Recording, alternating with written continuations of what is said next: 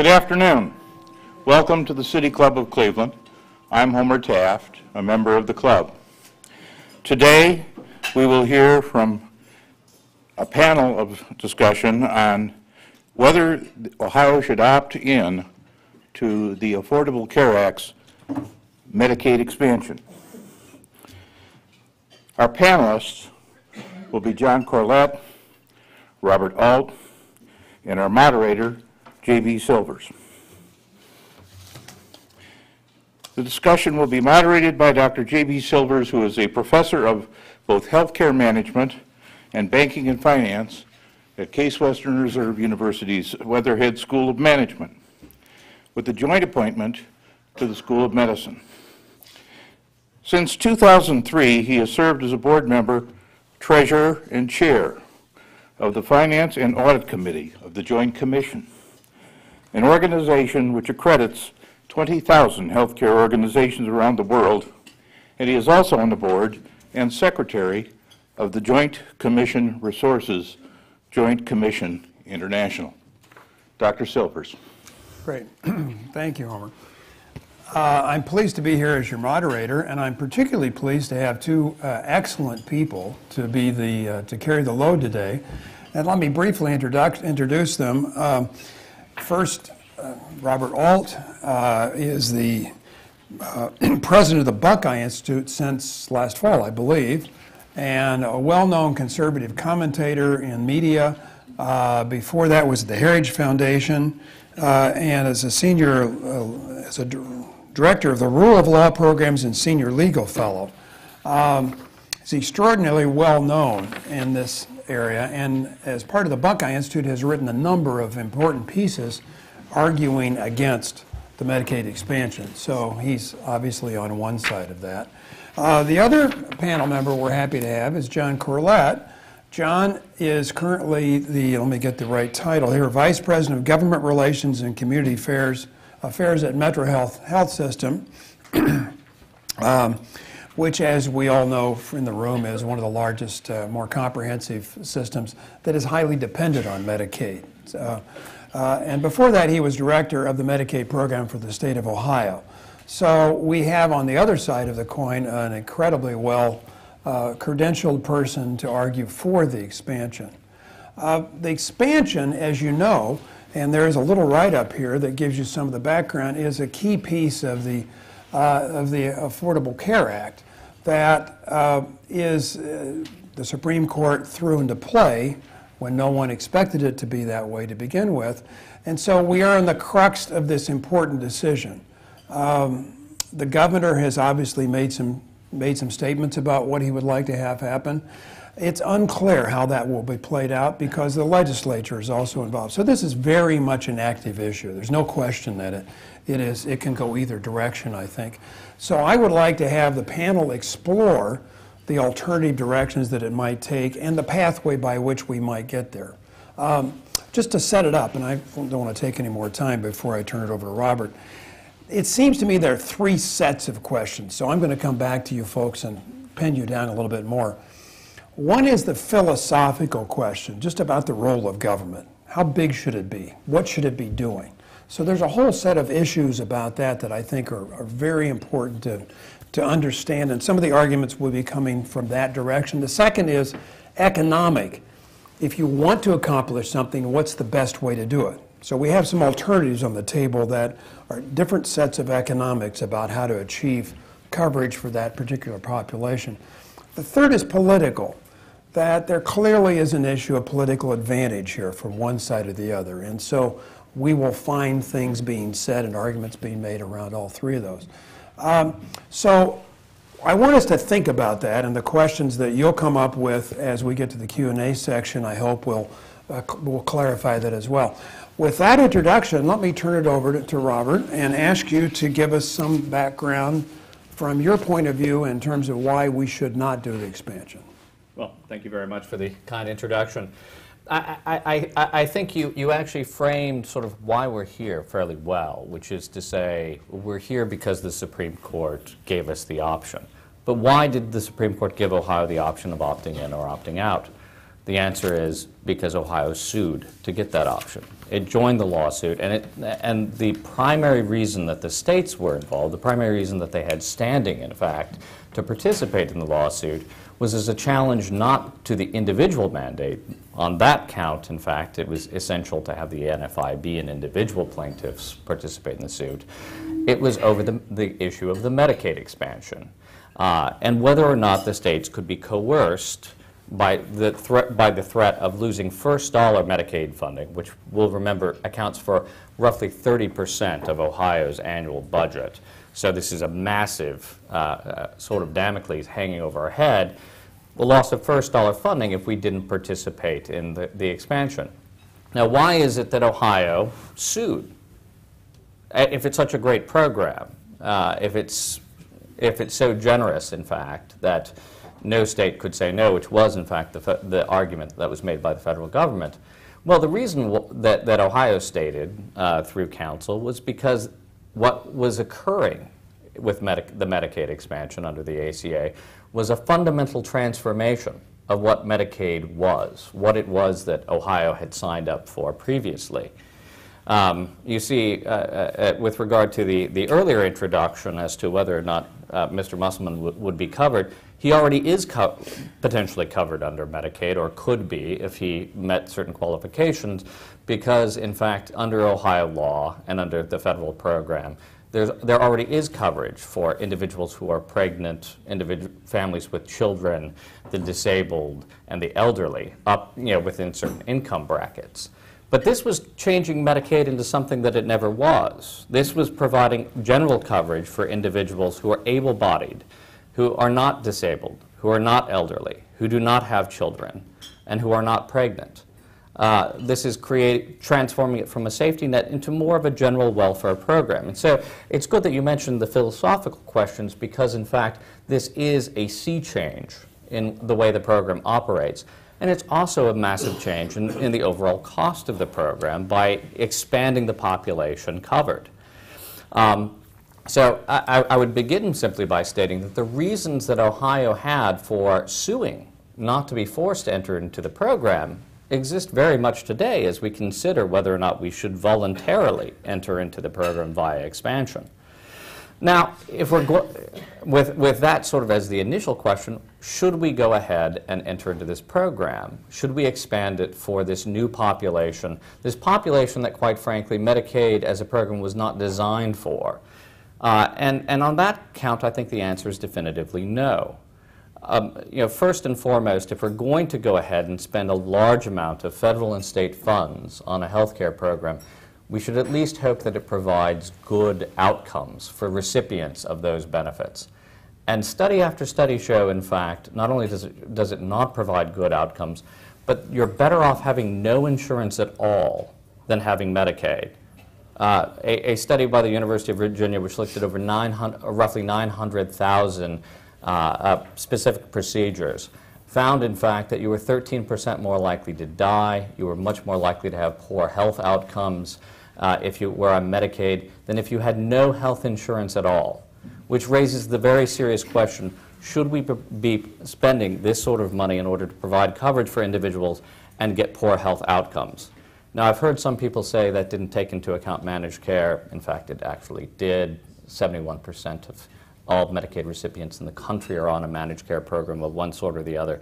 We can drill down, and it did actually cover Ohio as well as part of the study group. So attempts to simply say that somehow the laws of physics end at the state of Ohio, I think, are unfounded in the idea that somehow the program here is that much different than it operates in other localities is not accurate as well.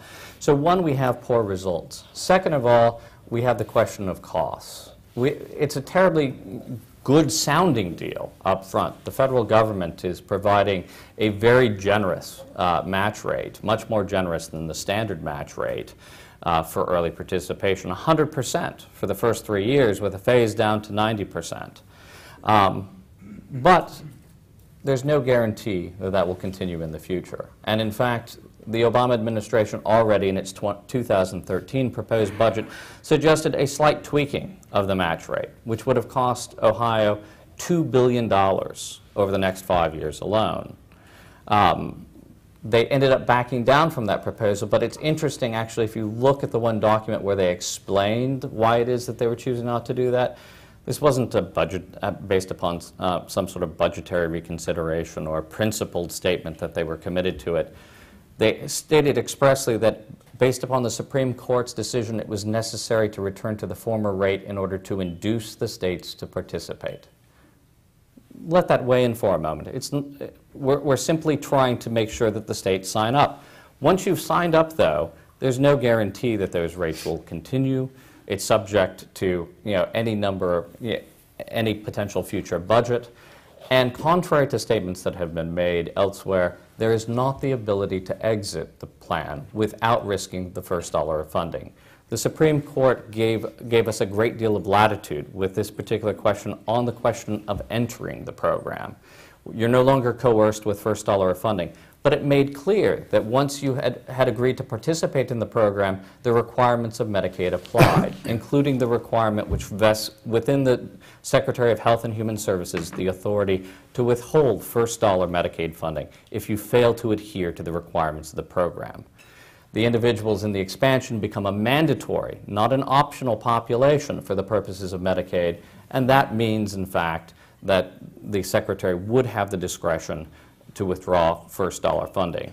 Now, we've been told, given sort of pats on the head, that they won't do that. But in fact, they made the same arguments before the Supreme Court, and the Supreme Court did not buy them.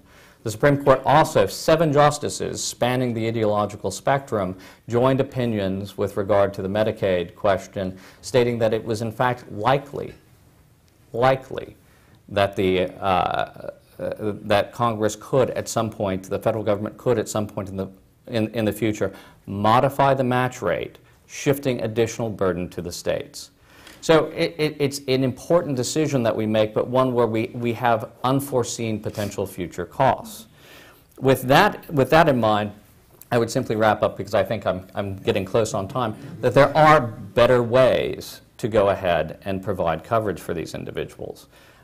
We actually cover more individuals under Medicaid than are required. If we simply reallocate those funds, as well as funds that we already get for programs like in block grants for mental health and substance abuse, we could actually provide coverage in ways that would link some features that in fact are missing, flexibility that we lack to make sure that personal responsibility is a component of the coverage. Robert, why don't we hold that, because I want to get real specific about the alternatives. I think that's really critical.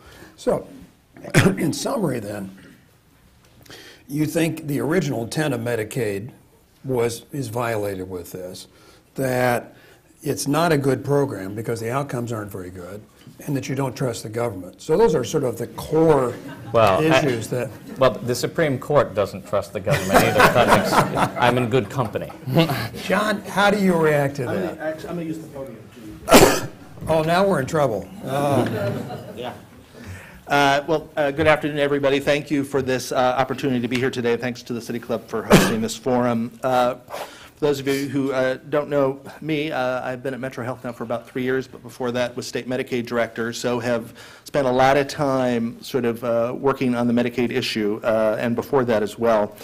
But to also put this into some context, I mean, JB mentioned obviously that I work for MetroHealth. I mean, that's where we see this issue sort of play out every single day. Last year alone, uninsured patients made about 241,000 visits to our health system at a cost of about $130 million. That cost has climbed over the last 5 years by about 30%. I describe the last 5 years as almost a sort of a tsunami of uninsured, as a reflection of what happened in the economy in this region and in this community. So this issue matters to us, it matters to our patients, it matters to our physicians and nurses, and I think it matters to the community. I also, and I'm here to, speak in favor of the Governor Kasich's proposal to extend Medicaid coverage to very poor adults, many of whom are working and who today lack meaningful access to health care coverage. There's an estimated 1.5 million Ohioans who do not have health insurance today. Most of them from working families, some of them very poor.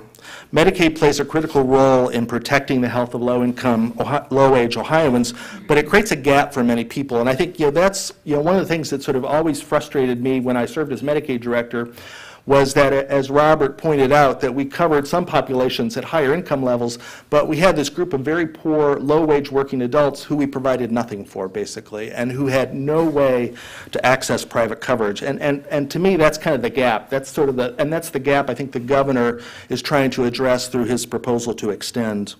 And Robert's correct in that you can get Medicaid if you're disabled or a pregnant woman, and we have lots of other little paths into Medicaid. But if you're just low-wage working adult, if you're not disabled, it's virtually impossible to get onto the Medicaid program. And they can't afford private coverage either. There's not private coverage available to them. Where the greatest erosion has occurred among private health insurance coverage is among those low-wage workers. They are much more likely to work in companies or organizations that don't extend health benefits. And so I think that's what I sort of think of as the Medicaid coverage gap. Now, as Robert pointed out, the Supreme Court made the extension of Medicaid optional for states.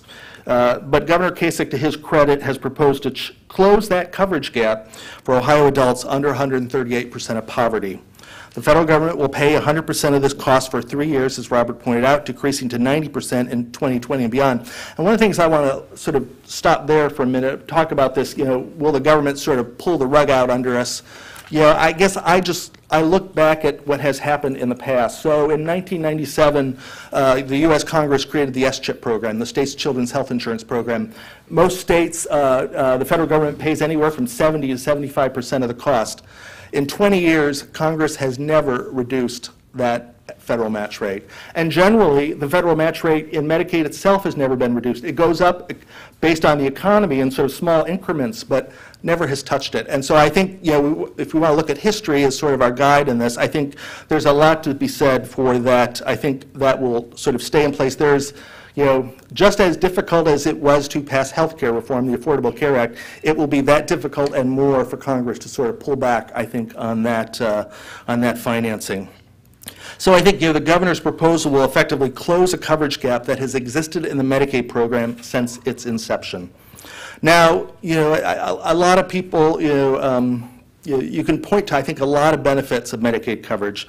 There's strong evidence to suggest that an extension of Medicaid will extend life and reduce health disparities. I mean, there was just research that came out, I think, last year in 3 states that showed that, that life expectancy among folks who were newly covered under the Medicaid program grew by 6%. I mean, that's an extraordinary increase. And, and it's a reflection of what we know today. I mean, the Institute of Medicine pointed out several years ago that thousands of Americans die every year just because they lack health care coverage. And that's true in Ohio as it is across the country. So the New England Journal of Medicine reported on those studies, and those who had expanded their Medicaid coverage since 2000 had reduced that mortality rate. The other thing that a coverage extension will do is it'll improve health outcomes for Ohio children. Children are 3 times more likely to be eligible for coverage but uninsured if their parents are uninsured. I mean, that just makes sense because we know a lot of times families come together to get health care. And so when they're not covered, their children are less likely to get health care as well. We believe there's about 176,000 uninsured parents will be covered under this extension of Medicaid in Ohio. Covering these parents makes it more likely that their children will receive the health care that they need. The other area where I think the extension of Medicaid could have a dramatic effect is in the area of behavioral health. I mean, if you followed any behavioral health financing in Ohio over the last 10 years, it's a record of declining support. And it has created a lot of problems in the behavioral health world. But most adults who receive services from county boards of mental health and addiction will become eligible for Medicaid under the expansion. So extending Medicaid coverage could free up about an estimated $70 million at the local level that could be spent on other needs that aren't covered by Medicaid. For example, employment services or housing. Those have always been significant gaps in behavioral health. I believe there's also an economic benefit to the state, to a Medicaid expansion. And I mean, that's what's led business groups across the state. Every major business group in the state has endorsed this expansion. The Greater Cleveland Partnership here in Cleveland and their colleague groups around the state. And I think, one of the things that this coverage extension gets us, employers look closely at the cost of health care in deciding where to locate their businesses. States that adopt the Medicaid expansion will have a competitive advantage because employers will not need to underwrite the cost of uncompensated care as they do today. And all potential workers will have access to a source of coverage. The Health Policy Institute of Ohio, which did some, I think, tremendous sort of research on this, has studied the economic impact of the proposal and found that it would create nearly 32,000 new Ohio jobs over the next 10 years and increase earnings by $17.5 billion over that same time period. And so for us, for where we sit at MetroHealth, we don't really have to imagine how a Medicaid extension would work because we've just begun a Medicaid demonstration project, an 1115 waiver, earlier this year. We've called it MetroHealth Care Plus. Is that your phone? Get him, Gary. That means you're out of time. It brought home for MetroHealth how important a Medicaid extension could be to Cuyahoga County and the entire state. We have patients, there's a patient, Susan, who was uninsured, unable to afford her insulin to keep her diabetes under control, passed out at work. EMS brought her to our hospital. We treated her in the emergency department. We admitted her inpatient. I mean, you just think about the cost, the personal cost and the economic cost of an incident like that, and it happens every day. So now this person is on our MetroHealth Care Plus program. She'll get her insulin through that program and hopefully avoid visits to our ED in our hospital. So MetroHealth Care Plus sort of partially closes the Medicaid coverage gap in Cuyahoga County. It's for low-wage, poor, uninsured adults, designed to provide high-quality care, services that people need to maintain their health, and while also reducing health care spending. So we got approved by the federal government on February 5th, and in just 33 days, we've enrolled over 15,000 people. So that's great, and we can go up to 30,000 under that waiver, but we know that there are 72,000 adults in Cuyahoga County who need that service. So in not too many months, I assume we'll have a waiting list of folks trying to get onto that program. But it's clear to us, in just a very short time, that it can make a tremendous difference. And to me, it's a sort of a lesson, with what could happen with an extension of Medicaid statewide. And so I want to finish with one other story. So we had a patient named Margaret. She's self-employed mother of 4 who was unable to afford health insurance on the individual market. She had a hospital admission for a heart attack just this past January. That visit uncovered lots of other issues that she had. We discharged her with a list of medicines that we thought she should take, all very expensive, most of which she could not afford. She was hospitalized in February again. She was hospitalized again in March. Admissions that were completely avoidable had she been able to afford her medications. Now we've enrolled her in Care Plus. She's getting her medications through that program. And again, we can sort of deliver care where we'd like to deliver it in the primary care world in a preventative way and keep people, I mean, it's costly to the system, but it's costly to the individual as well and to their families. So just in closing, and I know we'll get more into the details, I think that there are thousands of Ohioans like Margaret and Susan and others who are uninsured today who could have fallen into that coverage gap. And now's the time to close that gap. We've got a way to do it. The Affordable Care Act provides us with a way to do it. The governor's budget provides us with a way to do that. So let's do that. Let's make the state healthier. Let's make the uninsured healthier. It's good for our economy. And look forward to having back and forth. John, it seems to me, again, trying to summarize, there are 4 things you said, and I want to push us into, if not this, what then? Because I think that's one of the issues we have to deal with. That there is a gap, and I think both sides would agree there is a coverage gap. We have a lot of uninsured people out there, so the question is how to do that. And you would argue expanding Medicaid is the natural thing to do for that population. You would argue that's not, because that changes intent.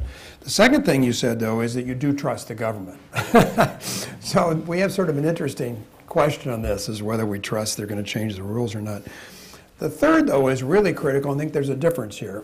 And does this create a healthier population? You would basically say this is not a good way to handle that because the quality isn't as good. John, particularly your experience with the waiver is it does. But then that raises the question, why not do the waiver? Why not, so the alternative, why not do it that way? And then the last is the economics, and we haven't talked about this until you brought it up. Since uncompensated care does get paid for, it just gets paid for by other people who are paying higher rates. Isn't this something that helps the business environment? And is that why the business community has dealt with this? And what will we do otherwise? So let me turn it over to you, Robert, and have you give a little bit of expansion back and forth, particularly pushing on, so if we don't do this, then what? I think that's really critical. Well, let me begin with the question of uncompensated care and the potential effects, and then shift to that. First of all, we actually do have evidence of what happens when states expand to cover these populations in terms of uncompensated care, because Maine and Arizona both went ahead and expanded to cover these populations long before the Affordable Care Act. And the interesting thing is, you know, again, there was the predictions, oh, well, we'll do this because it will take care of uncompensated care. In fact, the effect was that uncompensated care costs in both of those states increased. So if we're doing this because we're concerned about uncompensated care costs, there's substantial evidence to suggest that this won't necessarily, in fact, solve those potential problems. And part of that goes to, you can look at questions of, for instance, whether or not the individuals who are creating the uncompensated care costs will actually be covered under these. You talked about sort of covering more children. Well, they're already eligible, and they'll have incentives to get coverage because of the mandatory nature of Obamacare, the requirement that you on your tax return will have to show that you have coverage for your children. That doesn't apply to very low-income folks in terms of Medicaid. It doesn't apply to individuals who would have such a low income level that they don't have to file a tax return. But individuals at or above 100%, you talk about working poor being covered. People at or above 100% of the federal poverty line will be eligible for the exchanges and for subsidies on the exchanges. If you're working poor in Ohio, if you have a minimum wage job and you work 30 hours a week, 50 weeks a year, then you're above the federal poverty line. If you work 40 hours a week, 36 weeks a year in a minimum wage job, you're above the federal poverty line. A better goal actually would be an integrated program that sought to actually get individuals to where they're contributing to society, where they've got jobs, where they potentially could get coverage on the exchanges or employer-based coverage. There are other options rather than simply putting them into a failing Medicaid program. Could I just ask you to respond to that? Because there is a legitimate question. Why not just use the exchanges for all these people and have one system to take care of it? Well, first, because the subsidies are very large. People don't know how big they are, but just above the poverty level, we're talking about 95% subsidy. So it's $50 a month. It's that kind of thing. So it's not. I think the state could look at that. I think some of the issues around that. One, the coverage is more expensive. I mean, Medicaid is one of the most efficient programs, in the state in terms of the cost, what it costs to deliver care. And so to provide care through exchanges would probably be more expensive. Now, that doesn't mean you should necessarily do it. So I think you have to worry about that. You also have to worry about are the benefits comparable? So the benefits have to be identical. You wouldn't want to. I mean, it wouldn't make sense to move very low wage, very low income people into something where they had very high cost sharing or co-pays that meant they didn't access the care and then showed up anyways, as uncompensated. So I think you'd have to sort of figure that out. But I mean, the other thing I want to say is, Robert, is that every Medicaid program in the country is different. We used to say that if you'd seen one Medicaid program, you'd seen one Medicaid program, because they're all creatures of the states that they come from. And I think the current administration deserves a lot of credit for some of the reforms they put in place in the Medicaid program in terms of around long-term care, around primary care, about focusing on a medical home, trying to do things that sort of bend that cost curve. So I think they've made a lot of progress in sort of improving the program, and they have a lot to be proud of from that. But I think the issue of whether you bring people into these exchanges or not, I think it would be administratively complex to do, because one of the things the state would have to ensure is that all those coverages, those policies that are offered through those exchanges would have to offer identical sort of benefits. So the state would have to measure all that, and then you'd want to. The federal government may not be interested in paying for something that's more expensive. Then they might change the deal, actually. So. Could you expand on that? Well, that's an interesting question. Well, let me go, because I think John actually answered a different question than what I was talking about. What I was talking about is currently we don't have to do anything. Effective in 2014, the exchanges are at least theoretically created, and the subsidies will exist for those at or above 100% of the federal poverty line. So we don't have to, Ohio does nothing and that occurs. What John is talking about is, could we restructure the potential expansion plan to transfer the individuals who would otherwise be in Medicaid into the exchanges? And the governor's office has said that they're looking at this sort of as a flexibility option. And your points actually are well made, which is to say, some of the issues about this are, one, all the requirements that adhere to Medicaid will apply there. I think there's a lot of misunderstanding that this wouldn't be a Medicaid expansion. In fact, it would. It's just using a premium support model under the Social Security Act or a waiver in order to effectuate the same thing. So just understand that we're expanding Medicaid under that. We're simply then going ahead and using the Medicaid funds to pay for the exchanges. But you have to make sure that the coverage would be the same. There actually is a requirement under federal law, which I don't know how they would meet in terms of cost efficacy. It's supposed to be at or below the cost of the current program. CBO estimates that the exchanges will cost maybe as much as 50% more. So it's not clear, for instance, whether or not that's even going to be feasible. Yeah, I think a lot of folks have argued that cost differential may sort of shrink, as the exchanges grow and as But John, the payment rates to providers are so much lower that you can only shrink it so much before you run to that limit, isn't it? Yeah, but the other side of that, though, in terms of providers, in terms of payments, is I think one of the things providers would be interested in is, in the Medicaid program currently, we have a program called an upper payment limit program that tries to bring the Medicaid rates up to the Medicare rates. Could they offer that in an exchange environment? Would that be possible to do? I don't know. You think there are technical ways you could actually meet this? Yeah, the other thing, so to understand what a waiver is, a waiver means, the Secretary has a lot of authority to waive a lot of things. And so, I think that Secretary Sebelius, has indicated that she's willing to work with states, to waive possibly some of these requirements. I think, we're going to have to wait and look at it. We went through a waiver process. We're the first 1115 waiver granted in Ohio in probably, maybe forever. It's a long process, and so that's the other thing I worry about is, the process of getting that waiver. What do we do in the meantime? Because we've got people today that don't have health insurance, and so I would worry, particularly those folks below 100%, low wage, very poor, who need coverage today. And the governor's, I think, proposal to kind of close that gap deserves support. Robert, I interrupted you. You were on a string of thought, and I put it over to John. You want to continue that string of thought? Well, let me just actually jump off something he just said, because I think that's important. The waiver, there's a lot of talk about waivers, and the Secretary has enormous discretion, but one of the things you have to remember is they are, by law, temporary. Generally speaking, you're looking at although some have gone on for a very long time. Well, but they do so via a continuation. Right. Again, it's not that they're permitted to grant you this waiver in perpetuity. It has to be renewed. Now, keep in mind, this means that you're getting renewals from a new secretary, from a new administration, et cetera. And a lot of the provisions that the governor is seeking, or the legislature have been talking about seeking, are things that are good, that would actually address the fact that this population, this able-bodied, non-disabled, individuals without children population is unique, and you want to have things like personal responsibility requirements in them to get these benefits, something that's not part of the general Medicaid program. Well, again, you can have those if you get them as part of an 1115 waiver, as long as you have that waiver. But you have to keep on going back to the federal government and saying, "Mother, may I?"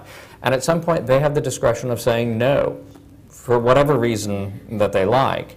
And we still have to participate in the Medicaid program, even if it's not the way we would actually choose to operate in the state. I think we're better off, actually. We can actually restructure our program, use existing funds to provide baseline coverage for these individuals through an Ohio-based plan. That would actually provide greater flexibility. It would allow us to actually structure the program without having to go back for every 3 years for permission to run the program as we would see fit. Could I ask one last question before we break for the questions, sir? Because I think it's important. Is this basically a political fig life we're talking about here? Is this really the Republican dealing with their base, saying we don't want to take Medicaid expansion because that's evil, and we want to do it through the exchanges, so we want you to give us the money, We can do that through the exchanges, but then we run to the technical issues of how to actually make that work, which you guys have both talked about.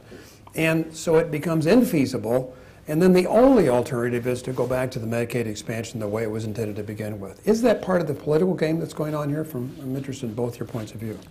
Well, I'm not going to characterize the politics, but I mean, you know, hasn't that always been the way it is? States always want great amounts of flexibility from the federal government and want the resources that the federal government can provide. So I don't know that that's a new sort of issue here. The conversations that I've had with legislators, primarily Republican, over the last 3 weeks, you know, I sense a really sincere, you know, desire to try and help folks. You know, they realize that there's folks out there that are kind of caught in this coverage gap, and you know, I think they want to help those folks, and I think they're struggling with how to do that. And I think, you know, that's a fair conversation to have, and I think that's where we're at right now. I have sensed movement.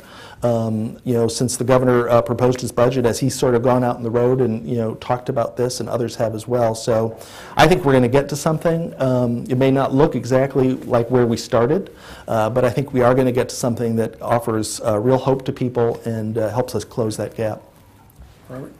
Well, I think there's a couple components. One, I do think there's confusion. I mean, even some of the more noted healthcare commentators, when Arkansas proposed a plan utilizing the exchange, said this isn't an expansion of Medicaid. This isn't opting into the Medicaid expansion, which most definitively it is.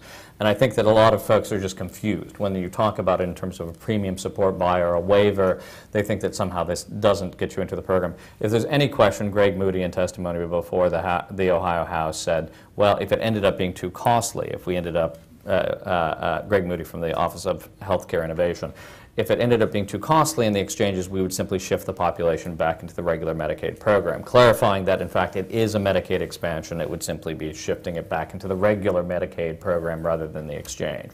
So some of it, I think, is just confusion as to whether or not it would be a different program entirely, when, in fact, it would still have all the requirements, as John mentioned earlier. But it feels better, doesn't it? It at least perhaps sounds different, I think. But I would say if you're, I don't think it's a binary question. I don't think that we're, the point that I would make, I don't think we're in a position of saying yes or no with regard to covering these individuals based upon whether or not we accept the Medicaid expansion. Right now, if we simply modified there's a number of things we can do, but we can realize $235 million per year in savings simply by modifying the way we run the Medicaid program to cover the federal minimums, have the individuals who currently are getting coverage above those lines get coverage in the exchange on a subsidized rate, and use this as well as some other funds in the existing revenue to provide coverage through a state-based program. So I don't think it's a binary yes, no, we're not going to do anything for these people if we don't expand Medicaid. There are other options, and there are options that would give Ohio more flexibility in how it runs its program. Great. Thank you. This is a great start. Thank you, gentlemen. Today at the City Club of Cleveland, we are listening to a special program featuring a panel discussion by local experts on the proposed expansion of Medicaid coverage in Ohio. We will return momentarily to our traditional City Club questions. We encourage you to formulate your questions for our speakers now and remind you that your questions should be brief and to the point. We welcome all of you here, especially those of you who are guests.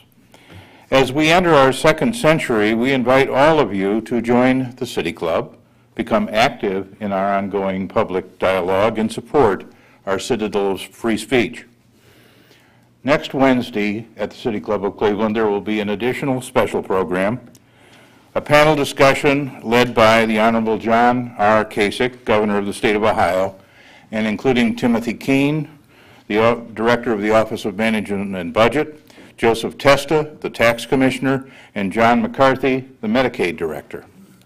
If you wish to make reservations or order a CD or DVD of today's program or any City Club program, please call 1-888-223-6786 or 216-621-0082, or visit us at www.cityclub.org. We are pleased to welcome guest tables today hosted by Councilman Joe Simperman, the Cleveland Clinic, Medical Mutual, MetroHealth, university hospitals. Thank you for your support.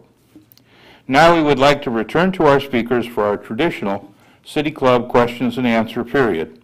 We welcome questions from everyone, including guests, and holding the microphone today is City Club Program Director Carrie Miller. Now, our first question, please. Hello. An issue that you alluded to a little bit but really didn't go into is the provider reimbursement rates. If Medicaid is expanded, what is the sense, and if there have been any studies done to indicate, would there be enough providers who would be willing and able to accept that expanded Medicaid population, particularly in the primary care area? One of the provisions of the Affordable Care Act actually is a bump in reimbursement for primary care providers this year and next. I know that the state Medicaid program is still sort of finalizing the regulations around that, about how they'll implement that. I mean, I think, in general, that there's fairly good access. I mean, in general, folks in Ohio who are covered by Medicaid probably have as good of access to physicians as those folks who are privately covered. So I think that there would be some increase in reimbursements. I think you'd probably see higher reimbursements probably in the exchanges. The other thing that the state could look at as a way to, if they wanted to address that issue, would be to look at doing an upper payment limit program for physicians, as we have for hospitals today. That would be a way that we could finance actually additional payments to physicians. While there is talk of some adjustment in an attempt to close the gap, the issue that you identify is a major one, and it goes to why there are shortages across the nation in terms of providers. I think that your assessment with regard to the ease of finding a Medicaid doctor are unduly rosy, and I can actually offer anecdotal personal experience, having been a foster parent in Ohio and having children who are on Medicaid, and experience the difficulty of actually finding doctors who are willing to accept Medicaid coverage. I think that this is something that many Ohioans who have Medicaid as coverage find, and I think that by increasing greatly the population on Medicaid, we're only going to exacerbate that problem. You can, again, I don't know of an Ohio-based study, so I can't speak to that specifically. I do know studies in other states, particularly with regard to, if you look at things like dental coverage, it's almost impossible to find dentists who will actually take Medicaid coverage. But the number of doctors who will take it is paltry, and actually that tends to lead to some of the poor results that we've talked about in the Medicaid program, which is, in addition to the poor reimbursement rates, the onerous requirements with regard to billing, which oftentimes carry with them criminal penalties, makes many smaller doctors and providers simply unwilling to take Medicaid as a form of coverage. John, maybe you could have you come to Metro.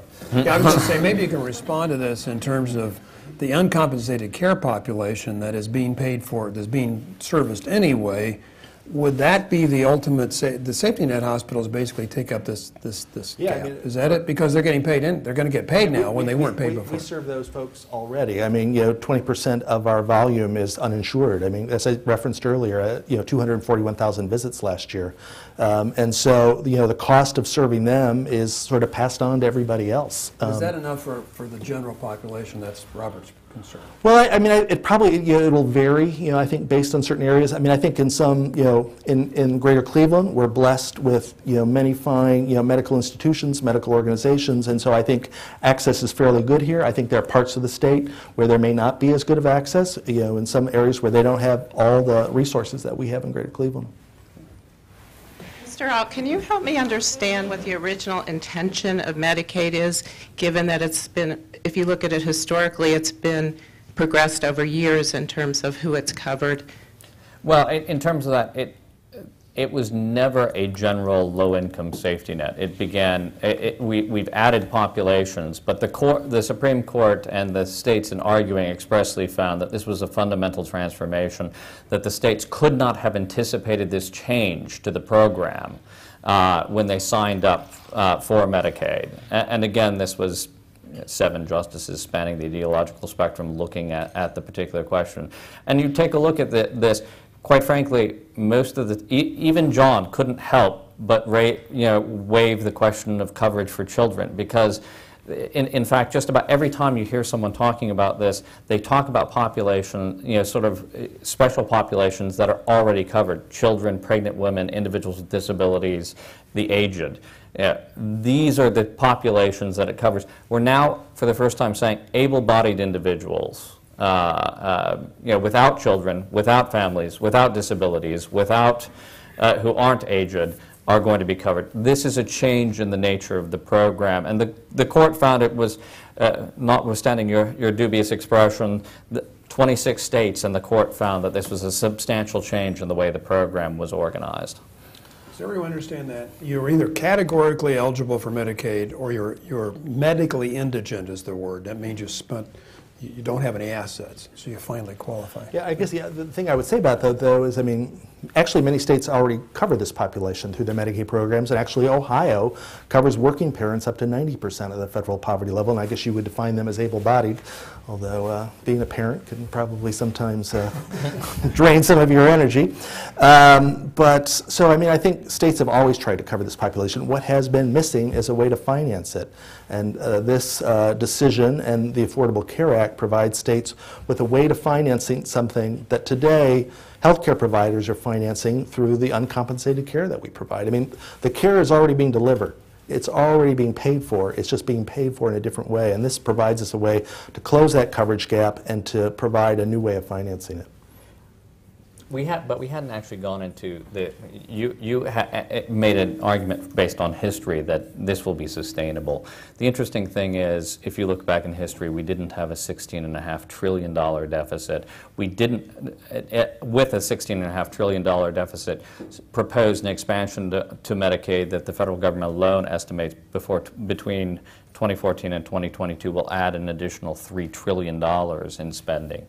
The question becomes, and if you take a look at both Republicans and Democrats, at both Congress and the administration, they've talked about, as we talk about further debt negotiations, that entitlement spending will have to be on the table. You've got folks on both sides of the aisle talking about that.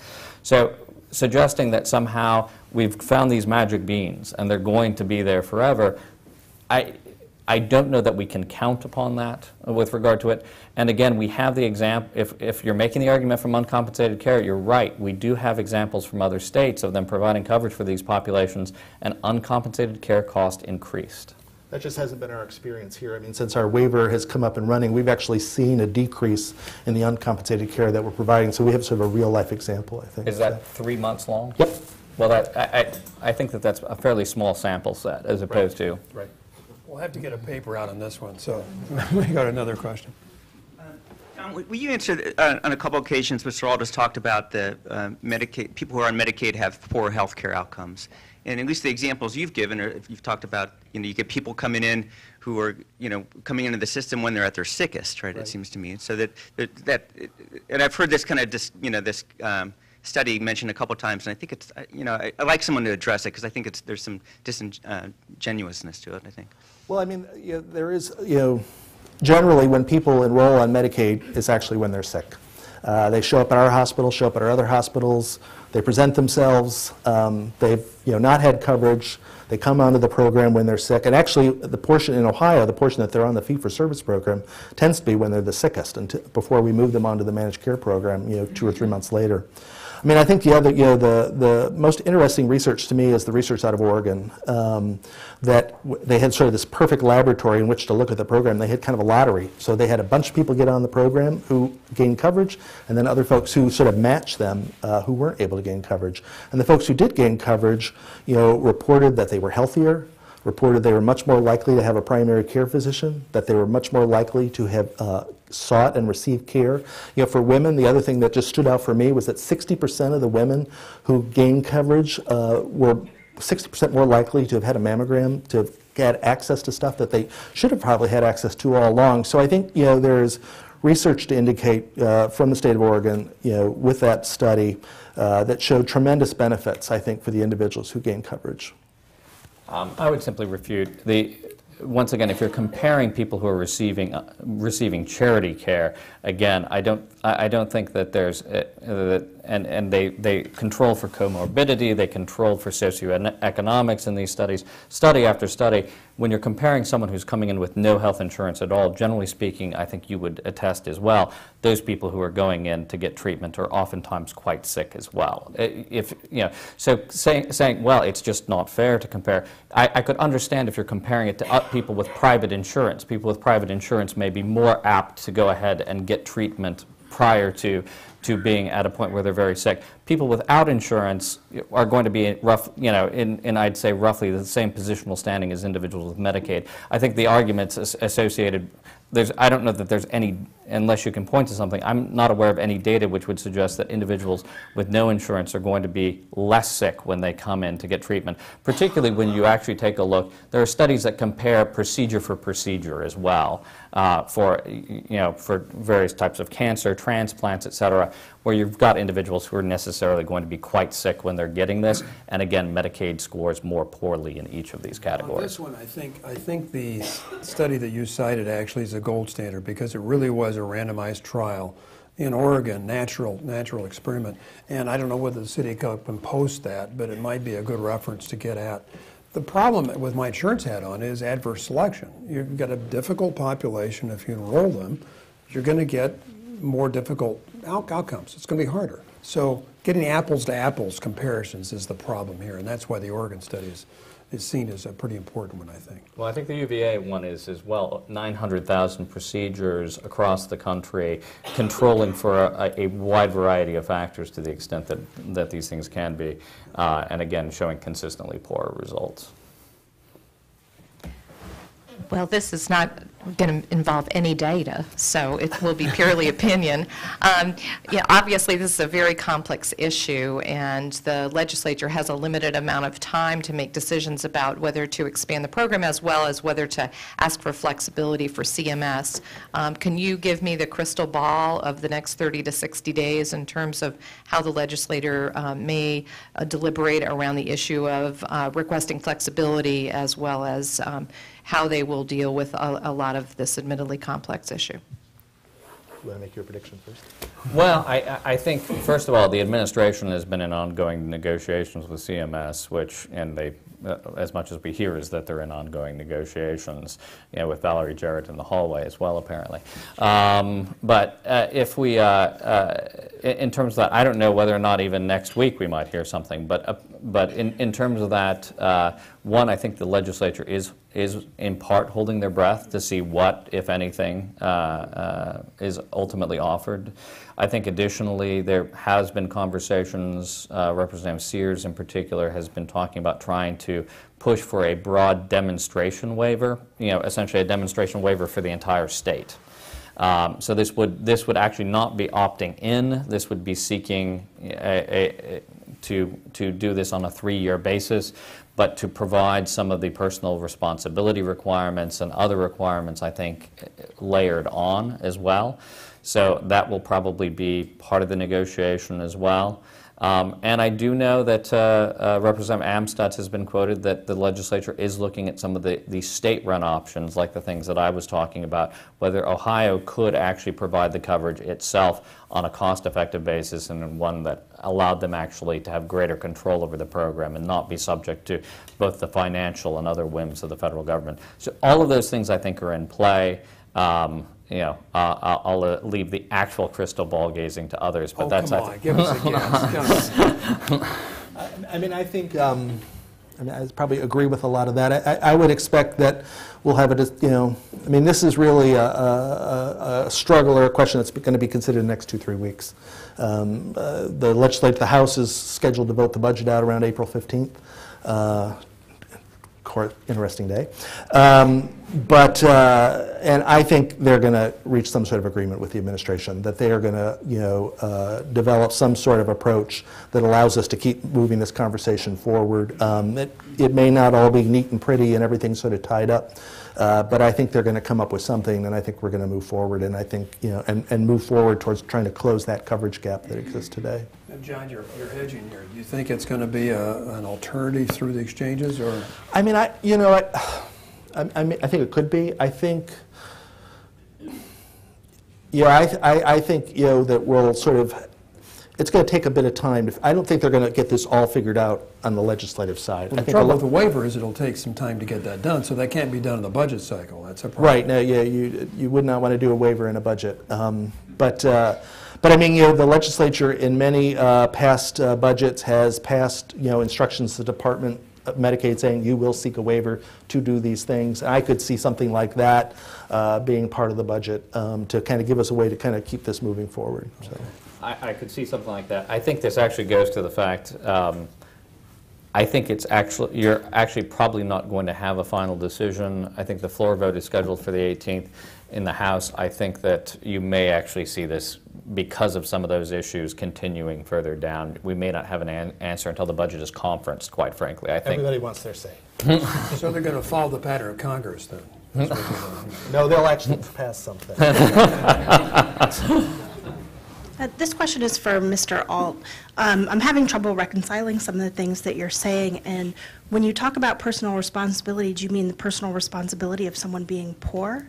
And if you think that no health insurance is better than Medicaid, why do you allow foster children who are in your care to use Medicaid? Well, in terms of that, that's what the state provided for them. Were I actually structuring the plan, I would actually want them to have something that where the answer given to me was not, you might be able to take them to the clinic, but you're probably not going to find a doctor who will take them. That's not a good plan of coverage. And you're right, that's not what I would want for them. So in terms of personal responsibility, I'm actually talking about, this is a population wherein again, if they're making 100% or more of the federal poverty line, they're eligible for essentially free coverage on the exchange. We should actually be promoting work. We have seen in study after study that if you provide more welfare benefits for individuals but don't have work requirements, it creates a disincentive to get employment. There should be a requirement that the individuals are either are working, and some are, but again, even at minimum wage, if you're working even something approaching full-time, you're over the poverty line, or you should be seeking employment, or you should be getting job training, or you should be in education. And this would actually assure that we're not actually, again, creating disincentives to have these people actually become more productive members of society. I think maybe the responsibility we have, I mean, is to provide people with some of that assistance. But I think in general, I mean, when you look at people on the Medicaid program, I mean, people aren't on it forever. If you look at when the program grows, it grows when the economy weakens. And so people come onto the program then, and as their wages increase, they move off the program. And I think one of the benefits we'll have with the exchanges, there actually will be a place that they can get coverage, because today, as their wages grow above that 133 or 138% or wherever, oftentimes it's impossible for them to get coverage in the private market. So the exchange will offer a way, I think, to address that and almost kind of create a ladder for people so that they can sort of work themselves out of it. I've heard some references to having drug testing or things like that. I think that'd be very difficult. I also think what I'd like to see instead is our responsibility to make sure that people have access to behavioral health services, to addiction treatment and mental health services, and that's a part of this program that I think is important. John, aren't you arguing basically for Robert on this one that incentive to, if you lose Medicaid coverage, it's a huge marginal tax rate. Right. And that's the argument that people make, that it's better to put people on exchanges than to put them on a categorical program like Medicaid, where there's no cost sharing, you don't have the I think premium support that's based on income. To me, the one thing that is that's the point. The most attractive thing to me about the exchange argument, about putting people into the exchange, is to sort of cut down on that churning, because as people, low-wage workers, their incomes fluctuate a lot. And so I worry about, this day I'm in the exchange, this month, next month I'm in Medicaid. And so if they were in sort of a single program, where they could sort of move up and down and not sort of get their coverage disrupted, I think there's an argument that could be made around that. I think it just comes back to, I just want to make sure that either the benefits are identical or that we wrap some portion of Medicaid around those individuals so they get the additional services that they need. The other thing that I've seen reference to is that in terms of cost of coverage in the exchange, that we might see some cost increases as we bring some of this Medicaid population into the exchange. So it might drive up costs for others as well in the exchange. It is always a comfort in a political debate to hear from the consumers. But by definition, the consumers that we're concerned about here is a very diffuse group, often the working poor. We're characterizing them as hard to hear from them in an organized way. And it seems to me that of the potential consumers that we do have in this picture, the employers are an interesting group because they do buy health insurance for their employees. Their employees often don't even have a full understanding of what the options are, but the employers have had to, because of the number of dollars involved, look into this closely. And my understanding is the employers seem to feel that this expansion of Medicaid for the state would be a good idea. So I'd ask your comment on whether the employers really are an active and valuable part of this conversation, and are they indeed in favor of expansion of the Medicaid program? I mean, the major chambers have all endorsed it in Ohio, the Ohio Manufacturers Association. I mean, the other piece that's come out recently is, the penalty that some employers might have to pay if their employees get coverage through exchanges rather than through the Medicaid program. I think Jackson Hewitt, the tax folks, had estimated that penalty, I think, around $87 million, I think, for Ohio employers in just 1 year. So, I mean, I think, they've looked at it, from a business standpoint and think it makes good sense. But I think that may end up being short-sighted. Again, they're doing so based upon the estimate that the costs are going to remain the same in terms of the cost to the state. If the state ends up picking up a substantial burden in the future, that's going to increase probably both the tax rate or require slashing of other services in order to pay for that. That will have an effect on business. The other thing is, question is in terms of some of the businesses potentially, yes, might. It'll be interesting to see in terms of the Jackson Hewitt study how many of these businesses end up actually that are providing coverage for low-income individuals will simply go ahead and drop their coverage, because at that point there's no penalty for them to do so, and so they get to shove people into Medicaid rather than providing health insurance for them. Look, for instance, at universities, that provide coverage for graduate students to look at this as a cost-saving measure. So you actually could see a much larger growth effect with regard to the individuals covered on Medicaid because of some perverse incentives, in fact, for employers and institutions to drop coverage.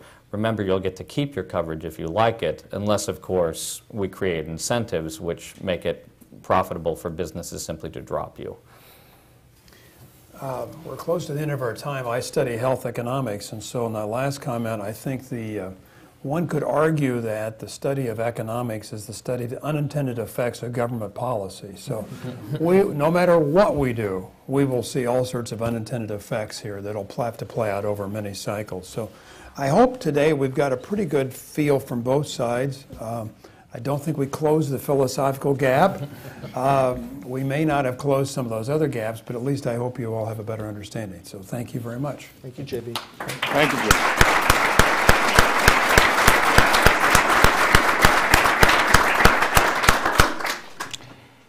Thank you, gentlemen. Today at the City Club of Cleveland, we've been listening to a special forum or program on whether Ohio should opt in to Medicaid expansion. We thank our panelists for their participation and the information. We thank each of you for coming and participating. This forum is now adjourned.